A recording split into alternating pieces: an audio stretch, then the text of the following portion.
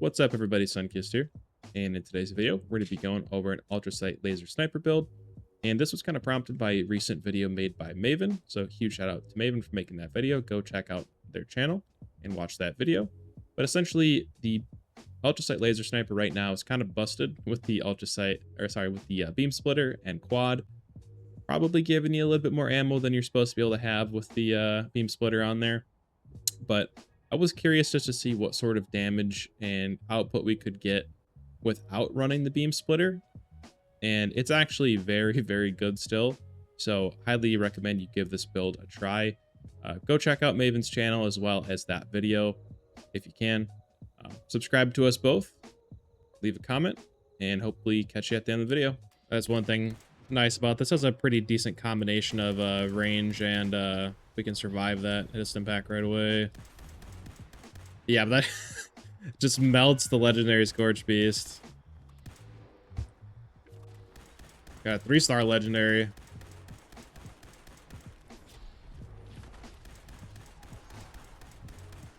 I mean, that honestly did pretty darn good against the 3-star. Yeah, Ragtime Randy's going down pretty good.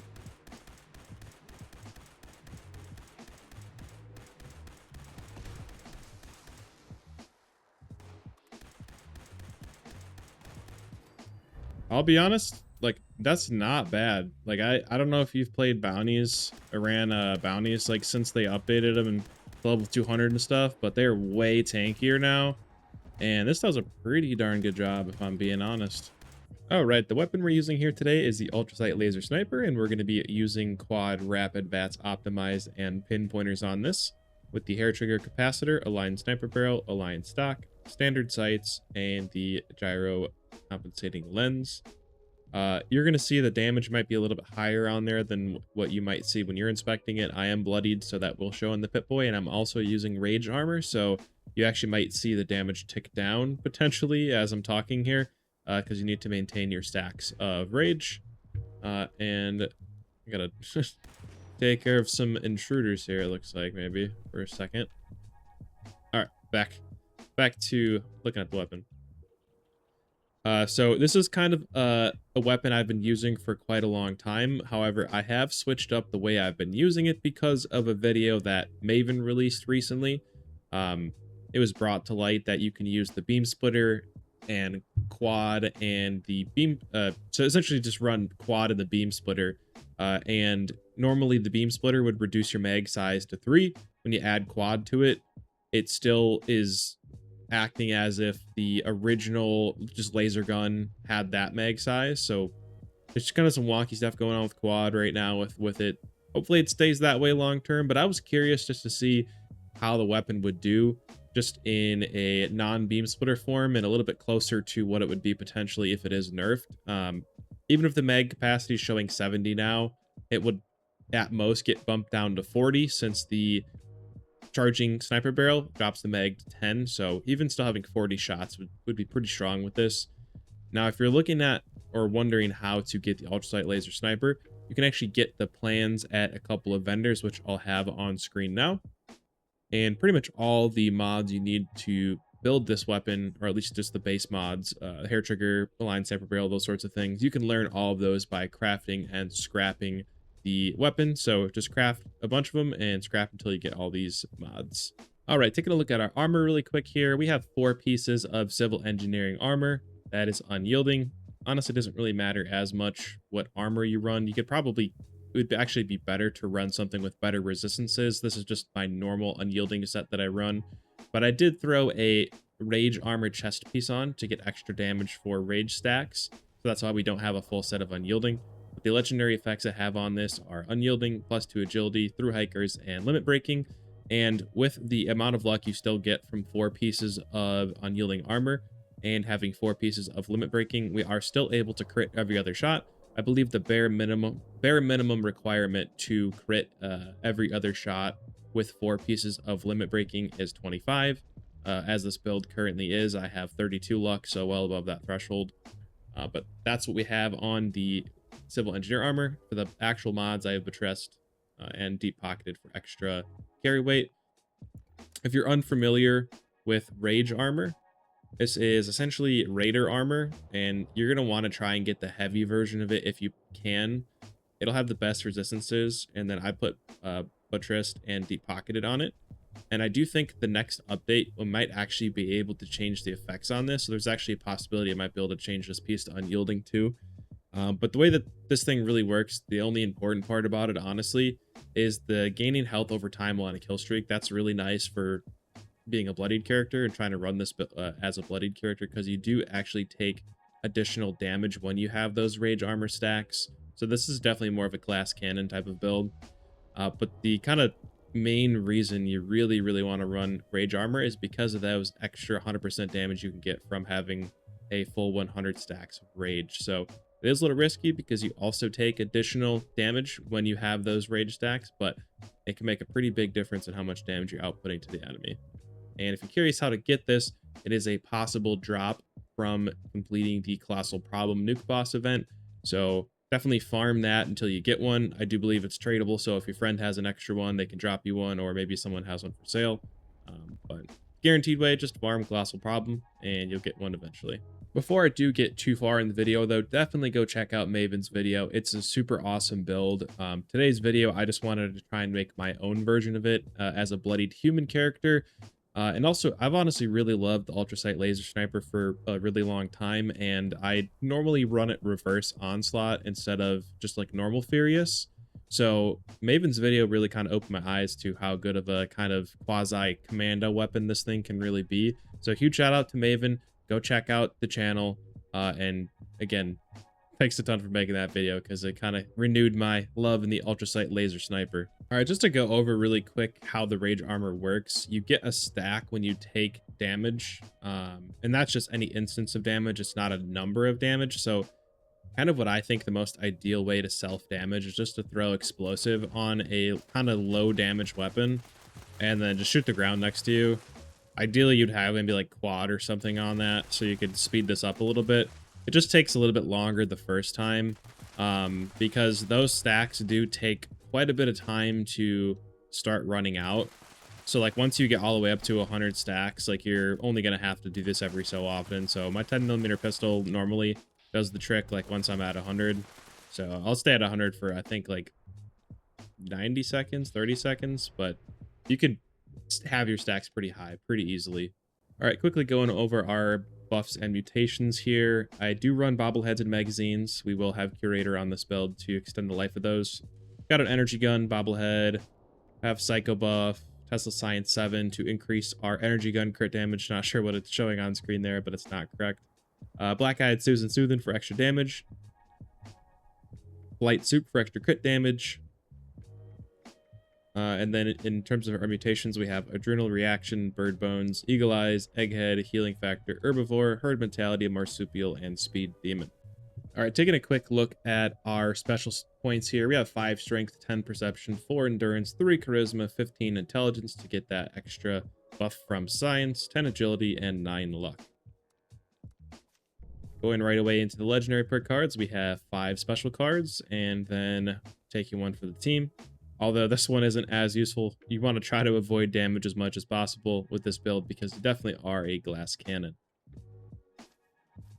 Over in strength, we have Strong Back, Easy Target, Scattershot, Bandolier, and Armskeeper. Scattershot and Easy Target are mostly just for a little bit of extra damage. You can do a decent job crippling. I just have like 1 rank of Enforcer and Agility as well to increase our limb damage, but over Perception, we have Number Cruncher for extra damage, Downranger for more damage, Tormentor for extra damage, Fast Fire to increase our reload speed. This one's not really needed, definitely on account of having a 70 round mag, but I don't mind it. It's a nice have perk. Green Thumb, just because I'm an herbivore, and it's just really helpful when I'm harvesting plants at my camp to just have this always equipped. Concentrated Fire for a little bit of extra damage and a little bit of better accuracy as we continue to shoot. And Awareness for better bats accuracy. A couple tanky related cards and health increasing cards in Endurance. Just 1 rank of Through Hiker since I had to take 1 piece of my Through Hiker armor off in order to run the Rage armor. So just 1 rank of Through Hiker there. Thirst Quencher for some more AP. Vaccinated to keep ourselves from being diseased a little bit better. Starch Genes to keep our mutations. Strange Numbers to buff those mutations. Squad Maneuvers to run a little bit faster. And over in intelligence, we have a few survivability cards. First aid and field surgeon are really nice to have because when you hit a stim pack, it'll heal you really quickly and for quite a long time. So definitely helpful when you're a low health character. Buried rage for extra damage. Power user in case I ever run this build in power armor. Science for extra damage from intelligence. Batteries included, so we can carry around our fusion cells and they don't weigh a ton. And curator to extend the life of our bobbleheads, and then also good with salt so our stuff doesn't spoil. Over in agility, it's kind of a mixed bag of gunslinger slash onslaught cards. One rank of enforcer for a little bit of extra limb damage. Evasive, so we can have a chance to just completely negate damage. Gun food to target swap, and adrenaline for some more damage. One quick call out though, evasive stacks really well with serendipity and ricochet as a bloodied build, just FYI. Better criticals for extra damage. Luck of the draw, just had a little bit of extra space and luck, so I just threw it in there. 4-leaf clover, help us crit fail in case, even if we miss our shots. Fast freak to buff our mutations, or I guess reduce the negative effects of the mutations, if you will. And critical savvy as well. Drunk shield too, just because it definitely helps when you're low health to have a little bit more damage resistance. Now, if you are going to run this as a ghoul, you definitely, the major change I would say is you could swap some of these cards in luck out for glowing criticals and faulty spots. That's going to help you do a decent bit more damage in VATS. Obviously, you don't really need Nerd Rage or maybe some of the other tanky cards either if you're running a ghoul, so you could just maybe run some more quality of life stuff in strength, maybe carry weight wise. All right, we're over at Sunrise Field. Gonna fight a few Mirelurks. Gonna get our stacks of damage up a little bit here. Take another Psycho buff, and then we'll just let her rip here. As you can see, the rate of fire is not bad for a semi-auto. I think the fire rate's like 44, so not bad for a weapon that does as much damage as this thing does.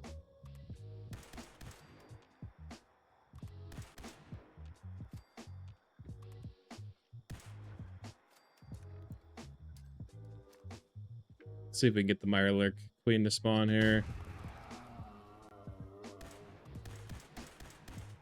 Isn't not registering damage here. There we go.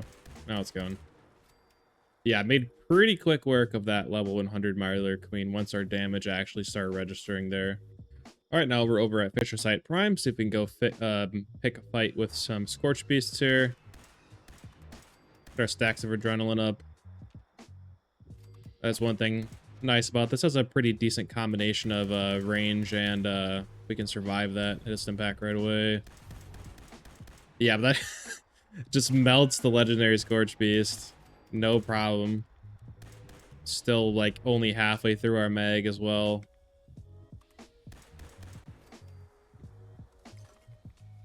And one thing like to note, it is a charging barrel, so if you wait a little bit of time between shots, it will do a little bit more per shot damage. You probably won't have quite the DPS, but if you're trying to just get like a high single shot damage number, you can just wait a little bit in between shots. If you're curious, like in first person, you see those 3 red dots right there? Like once that gets back to the 3 red dots, that's how you know it's like fully charged. We can pick a fight with this guy here, maybe.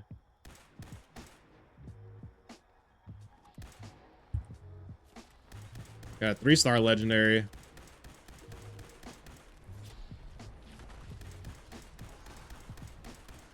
I mean, that honestly did pretty darn good against the 3-star. All right, let's fight the Super Mutant Behemoth now. See where he's at.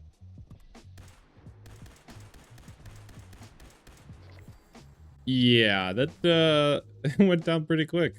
All right, let's go clean up the rest of the bounties here. I got kind of screwed over there. Okay, Ragtime Randy's going down pretty good.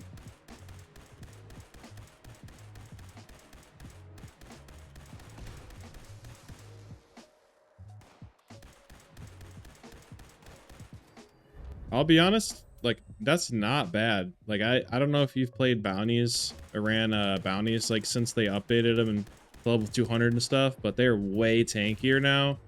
And this does a pretty darn good job if I'm being honest. Thank you so much for watching. I really appreciate it. If you enjoyed this video, definitely don't forget to subscribe and like the video. If you'd like to check out my last video, that will be on screen now. And again, thanks a bunch for watching. If you haven't already, go check out that video from Maven and check out the rest of those videos. All right, catch you in the next one.